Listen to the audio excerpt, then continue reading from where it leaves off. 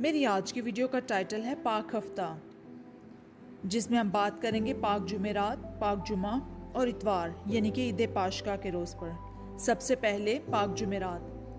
پاک جمعرات کا دن، جس دن خداوند یسوع مسیح جانتے تھے کہ یہ آخری کھانا ہے جو وہ اپنے شاگردوں کے ساتھ کھانے کو ہیں، اور اسی آخری کھانے پر خداوند یسوع مسیح نے پاک یوکرست کو مقرر کیا۔ کلام مقدس میں سے تلاوت پر غور کریں گے۔ مقدس پطرس 14 باب 22ویں آیت سے لے کر اس کی 25ویں آیت تک۔ اور جب وہ کھانا کھا رہے تھے تو یسوع نے روٹی لی اور برکت دے کر توڑی اور انہیں دی اور کہا، لو یہ میرا بدن ہے، اور پیالہ لے کر شکر کیا اور انہیں دیا، اور ان سب نے اس میں سے پیا۔ اور اس نے ان سے کہا، یہ نئے عہد کا میرا وہ خون ہے جو بہتروں کے لیے بہایا جاتا ہے۔ میں تم سے سچ کہتا ہوں کہ تاک کے شیرے میں سے پھر کبھی نہ پیوں گا، اس دن تک کہ میں اسے خدا کی بادشاہی میں نیا نہ پیوں۔ آمین۔ آخری کھانے کے موقع پر خداوند یسوع مسیح نے اپنے شاگردوں کے پاؤں دھوئے، جو کہ محبت اور حلیمی کی نشانی ہے۔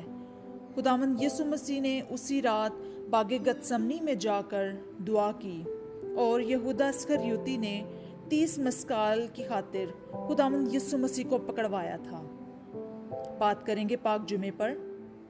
پاک جمعے کی صبح مرغ کے بانگ دینے سے پہلے مقدس پطرس نے خداوند یسوع مسیح کا 3 بار انکار کیا، کیونکہ لوگ مقدس پطرس کو دیکھ کر کہتے تھے کہ یہ بھی اسی کے ساتھ ہے، تو وہ ڈرا اور خوف سے مقدس پطرس نے 3 بار انکار کیا، اور خداوند یسوع مسیح کو پینتوس پلاطس کے سامنے لایا گیا، جہاں اسے صلیب دینے کا اعلان کیا گیا، اور خداوند یسوع مسیح کو کوڑے لگوائے اور کانٹوں کا تاج یسوع مسیح کے سر پر رکھا گیا۔ پاک جمعے کو خداوند یسوع مسیح کو صلیب دی گئی، اور 2 ڈاکوؤں کو بھی، ایک کو دائیں اور ایک کو بائیں۔ اتوار کی بات کرتے ہیں۔ اتوار یعنی عید پاشکا۔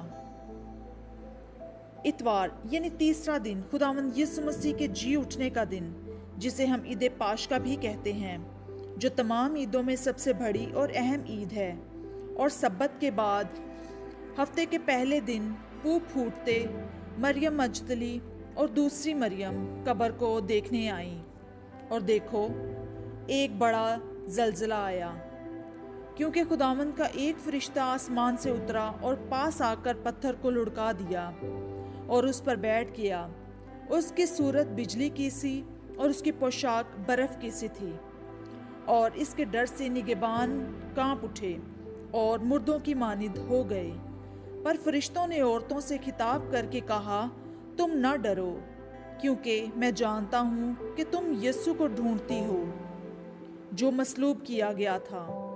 وہ یہاں نہیں ہے، کیونکہ وہ اپنے کہنے کے مطابق جی اٹھا ہے۔ یہ تلاوت مقدس پطرس 28 باب اس کی پہلی آیت سے لے کر اس کی 6 آیت تک پڑھی گئی ہے۔